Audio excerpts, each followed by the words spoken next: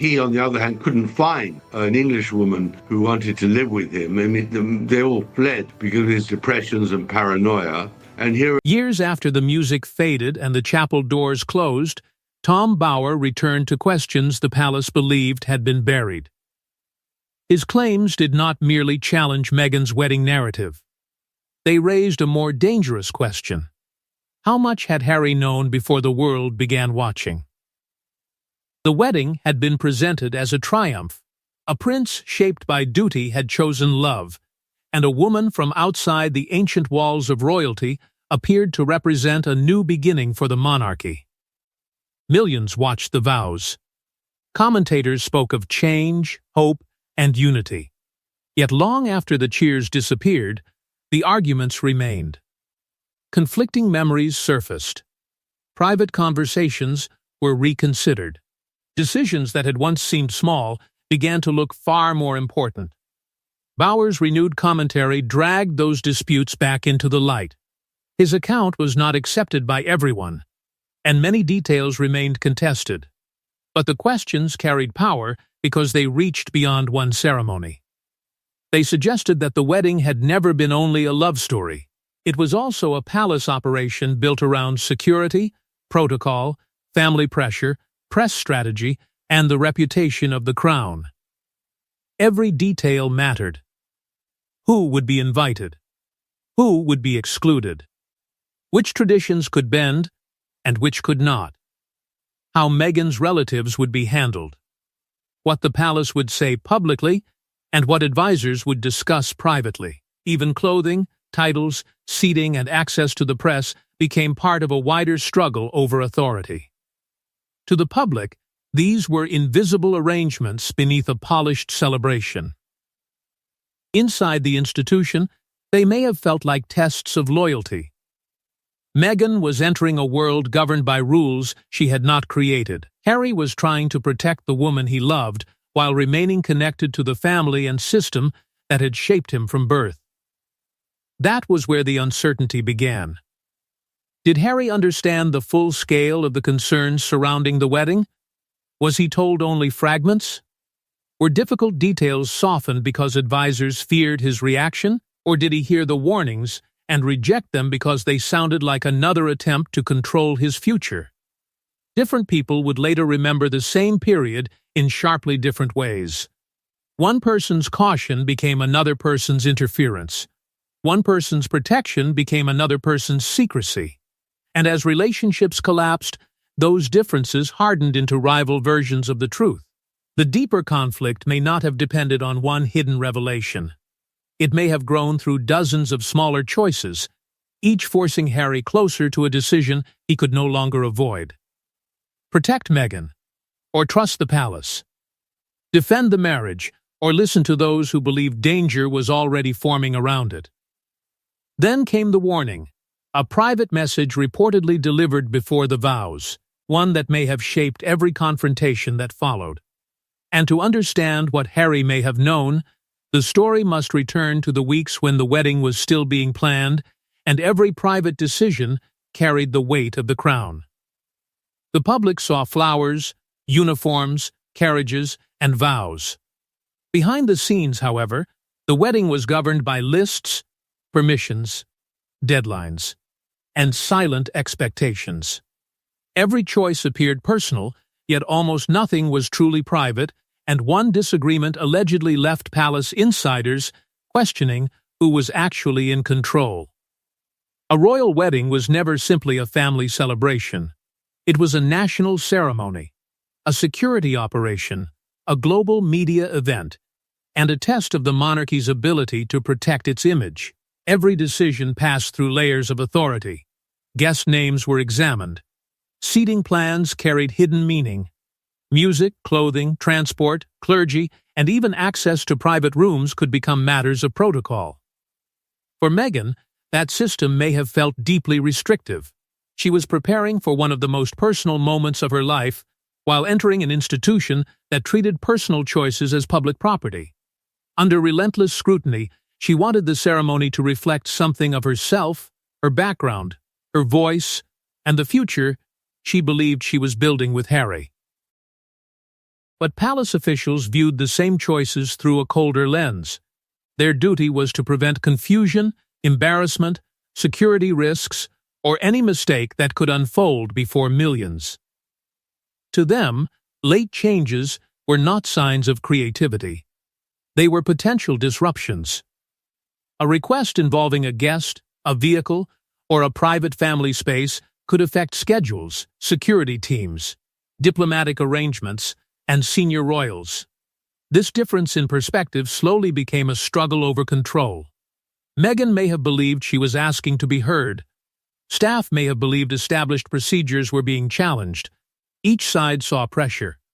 Each side felt misunderstood. And Harry stood directly between them.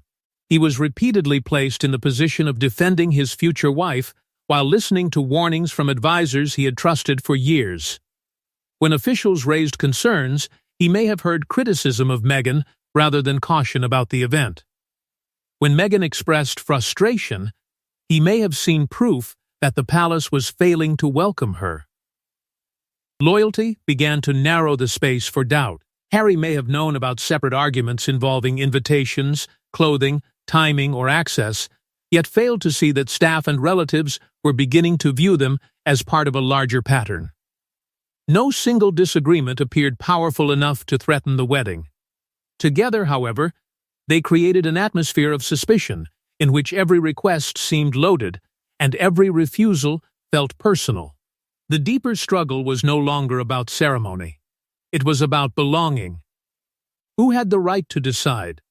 Who was expected to adjust?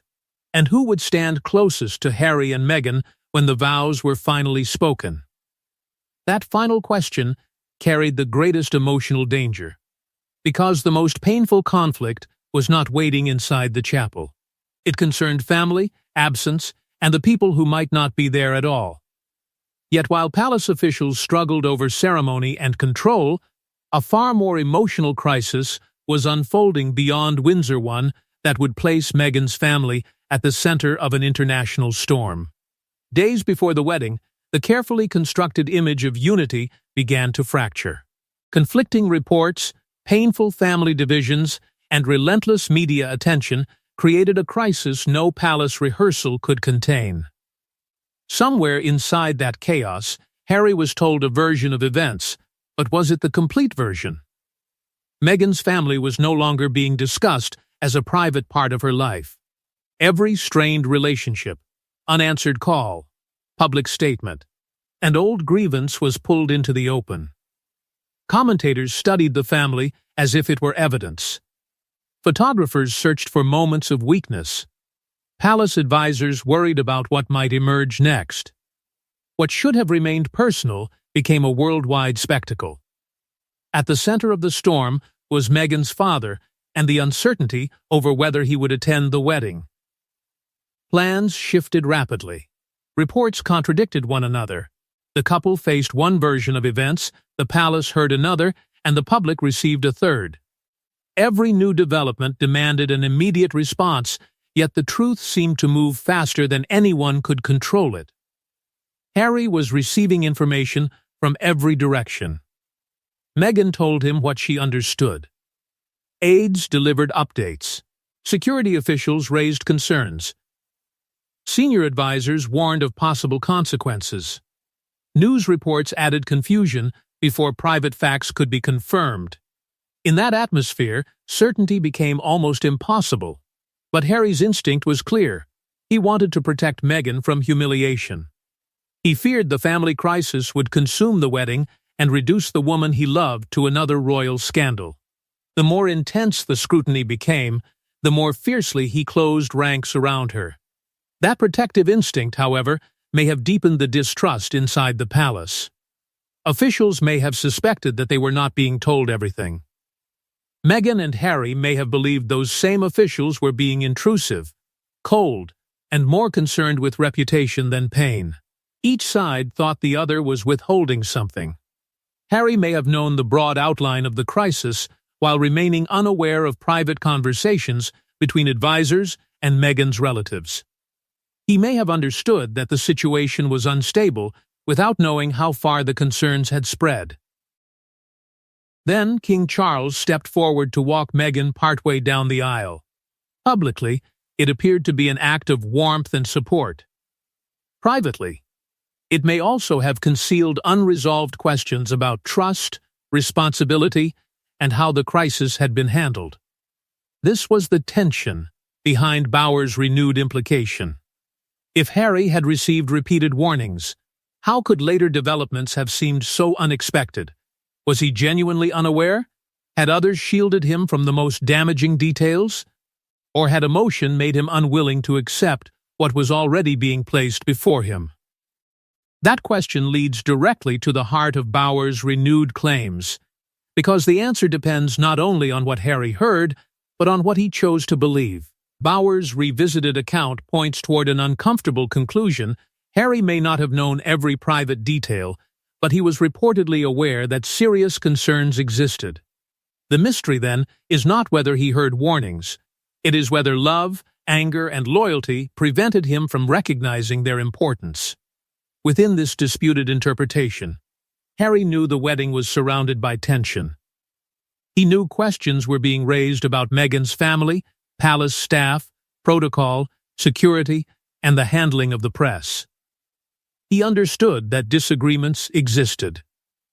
But awareness was not the same as complete knowledge.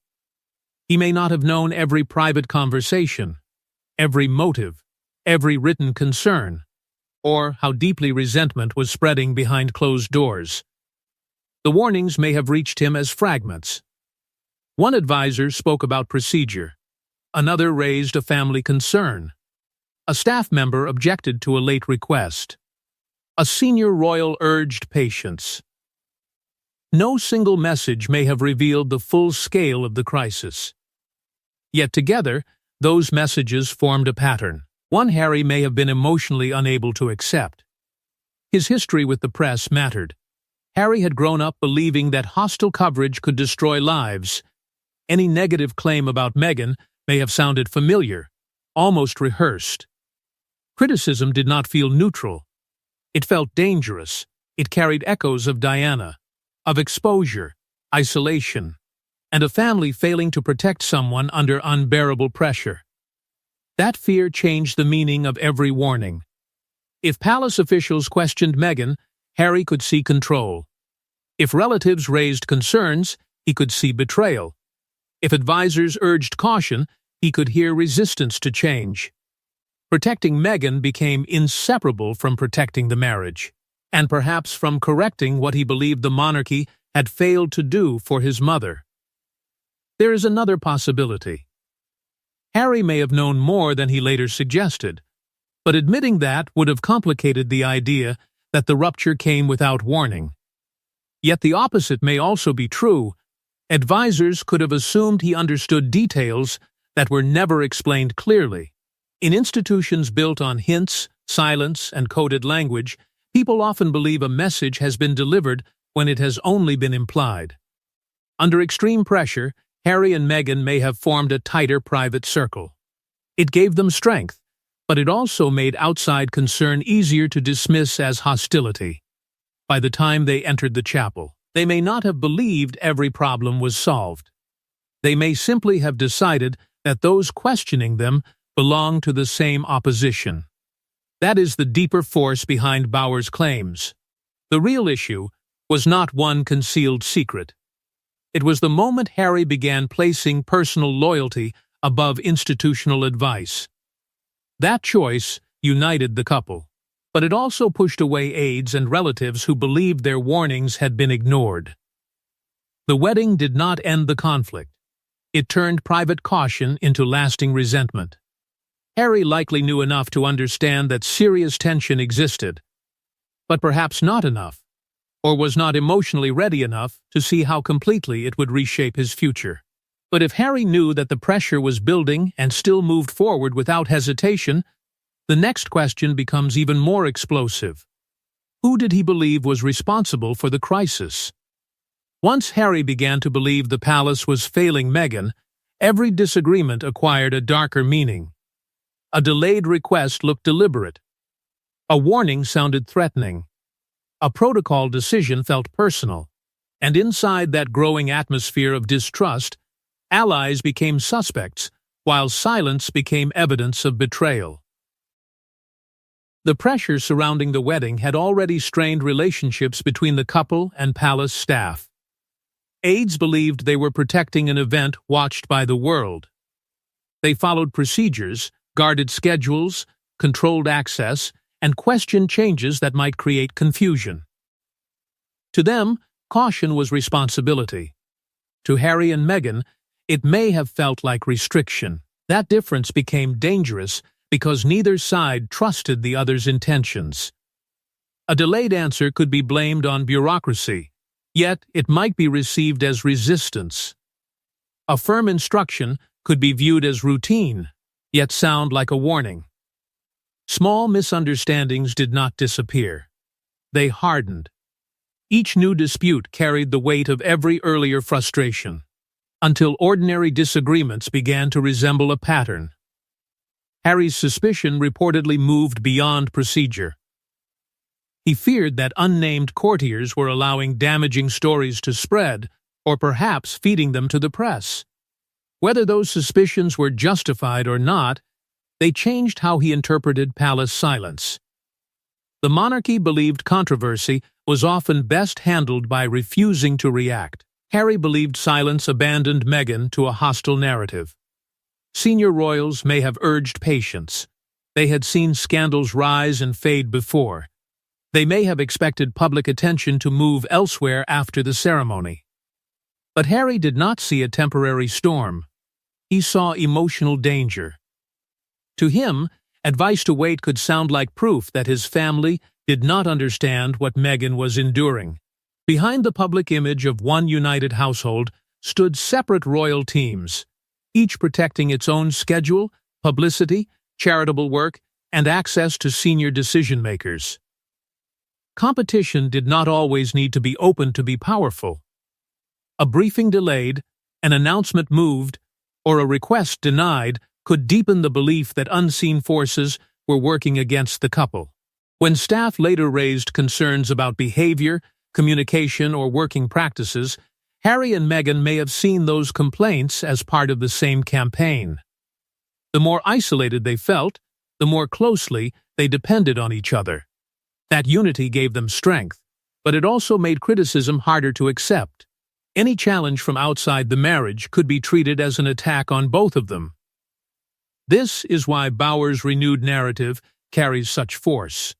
It suggests that the conflicts which later shocked the public did not suddenly appear. Their roots were already growing before the vows. And the deepest fracture may not have involved an aide, a newspaper, or an unnamed courtier. It may have begun with William, who reportedly tried to speak to Harry in private, and whose words Harry would never forget. The palace could survive tension with staff, but a rupture between brothers carried a different danger. Because William was not merely an advisor, he was Harry's closest link to the life he was beginning to reject. For years, William and Harry had been bound by loss, duty, and a private understanding few outsiders could fully grasp. But before the wedding, caution reportedly entered their conversations. What one brother may have intended as protection, the other experienced as an unforgivable judgment against the woman he loved. Their relationship had been shaped by grief from an early age. They grew up under relentless attention, carrying the memory of Diana while learning that every private emotion could become public property. That shared pain created a bond stronger than ordinary brotherhood. But it also created expectations. William, as the future king, was trained to think in terms of consequence, duty, and institutional survival. Harry increasingly wanted something different: freedom, emotional certainty, and a life that felt chosen rather than assigned. That difference became explosive when marriage entered the conversation. William may have believed he had a responsibility to advise caution. A royal marriage did not affect only two people. It changed family relationships, public roles, security arrangements, and the future direction of the monarchy. He may have wanted Harry to slow down, consider the pressure, and understand what Meghan would face. But Harry may have heard something else entirely. To him, caution could sound like doubt. Questions about timing could feel like questions about Meghan's character. Advice about royal life could be interpreted as a warning that she did not belong. And because Meghan was already facing intense scrutiny, Harry may have believed that even his own brother was joining the forces closing in around her. Tone and timing may have mattered more than the exact words. A sentence intended as concern can become an insult when trust is already fragile. Harry believed Meghan needed protection, not examination. William may have believed difficult questions were necessary before irreversible decisions were made. Their different futures sharpened the divide. William was bound to the institution. Harry was beginning to see that same institution as the barrier between him and the life he wanted. Old frustrations involving hierarchy, attention, resources, and unequal roles began attaching themselves to every wedding disagreement. Harry may have suspected William was not speaking only as a brother, but as the voice of palace officials. William, in turn, may have seen Harry's anger as proof that honest discussion had become impossible. Catherine was left in an increasingly uncomfortable position as tension spread between both couples. Publicly, unity remained essential. Privately, trust had already been damaged. Smiles at the wedding could not erase what had been said before it. Bower's revisited claims give those conversations new weight. If Harry believed he had been warned against Meghan from the beginning, then every later conflict may have looked like confirmation. Yet William may never have intended to stop the marriage. He may only have been warning Harry about the pressures waiting ahead. The tragedy was that neither brother appears to have accepted the other's explanation. What began as a private disagreement between brothers soon escaped the palace, and once competing versions reached the public, the question was no longer what happened, but whose story would survive. The wedding became more than a memory. It became evidence. Every smile, absence, phone call, and private conversation was later reinterpreted through interviews, books, documentaries, and anonymous briefings. The ceremony that once symbolized unity now stood at the center of a ruthless battle over credibility. When Harry and Meghan stepped away from royal duties, the tensions surrounding their wedding took on a new meaning. What had once looked like isolated disagreements were now presented as early signs of a deeper collapse. Invitations, family disputes, private warnings, and palace resistance became pieces of a much larger explanation for why the relationship with the monarchy had failed. Harry and Meghan later spoke publicly in an effort to reclaim control over a story they believed others had shaped for them. Their interviews and statements described pressure, isolation, and a system they felt had refused to protect them. From their perspective, the wedding was not the beginning of happiness inside the palace. It was the moment when hidden hostility began revealing itself. But that version did not go unchallenged. Royal commentators, former acquaintances, biographers, and unnamed insiders offered competing accounts. Some suggested the couple had ignored advice. Others claimed palace staff had been pushed beyond normal limits. Tom Bower became one of the most controversial voices in that struggle because his claims attacked the carefully managed image surrounding both the wedding and the couple's later departure. Yet private conversations are difficult to prove. The people involved may remember the same exchange in completely different ways. A warning can later sound like hostility. A refusal can be remembered as protection. Once trust has collapsed, memory itself becomes part of the conflict. That is why the question of what Harry knew matters so deeply. To supporters of the Sussexes, his awareness may prove that he saw institutional resistance forming around Meghan and chose to defend her before it became unbearable. To critics, it may suggest that he ignored repeated concerns, then later described the consequences as a sudden betrayal. The media had every reason to turn that uncertainty into certainty. Ambiguous disagreements produced stronger headlines when presented as secret plots, deliberate attacks, or shocking revelations. Each new book or interview reopened the wedding and demanded that the public choose a side. Two rival histories emerged. In one, Harry and Meghan escaped a hostile system and protected their future. In the other, they rejected advice, damaged relationships, and blamed the institution for a crisis they had been warned about. The truth may exist somewhere between those stories, in the painful space where fear, loyalty, pride, and misunderstanding collided. But Harry's decision was never temporary. Standing beside Meghan became the foundation of everything that followed, and the cost of that choice was still growing. And when the competing stories are stripped away, one fact remains impossible to ignore. Whatever Harry knew before the wedding, his response changed the monarchy, his marriage, and his place within his own family. Harry's greatest decision may not have been marrying Meghan. It may have been deciding which warnings deserved belief and which voices deserved rejection. In protecting the life he wanted, he risked losing the world he had inherited, and the consequences continue to echo far beyond the wedding day. Within this disputed narrative, Harry appears to have known that serious tensions existed before the wedding. He may not have understood every conversation, every motive, or every concern moving through the palace. He may never have been shown the complete picture. But he knew enough to recognize that pressure was building around Meghan, her family, the staff, and the institution itself. Neutrality may never have been possible for him. Every warning carried the shadow of Diana. Every request for patience could remind him of a system he believed had once failed to protect his mother. Defending Meghan was therefore more than an act of love. It became a promise that history would not repeat itself.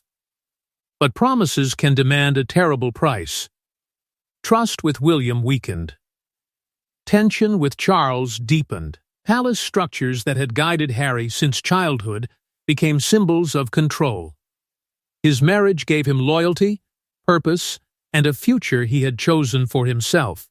Yet it also became the dividing line between the prince he had been and the man he was determined to become. The palace warnings remain open to interpretation. Some may have been sincere attempts to protect the couple from mistakes and pressure. Others may have reflected an institution resisting change. Most likely, they contained both caution and control, concern and self-preservation. Was Harry deceived? Was he only partly informed? Or had he already decided that any advice conflicting with his loyalty to Meghan could not be trusted? Tom Bower's claims are only one part of a much larger struggle over royal history. Yet revisiting the wedding matters because it challenges the belief that the later collapse arrived without warning. The ceremony may not have created the fractures. It may simply have hidden them beneath celebration long enough for the world to believe unity had been achieved. That is the tragic irony. A wedding presented as proof that the monarchy could change became tied to one of its deepest family divisions. Two brothers lost trust. A father was trapped between crown and family. Harry and Meghan became convinced that leaving was the only way to survive. So the final question is not simply what Harry knew. It is whether he understood the cost. Did he fail to see what was coming, or did he believe protecting Meghan mattered more than everything he might lose? Perhaps Harry knew enough to recognize the danger, but never imagined the wedding would become the line separating everything before it from everything that came after. The vows were spoken in a matter of minutes, but the questions surrounding them have lasted for years, and as new claims emerge, the full story of what Harry knew may remain locked behind palace doors.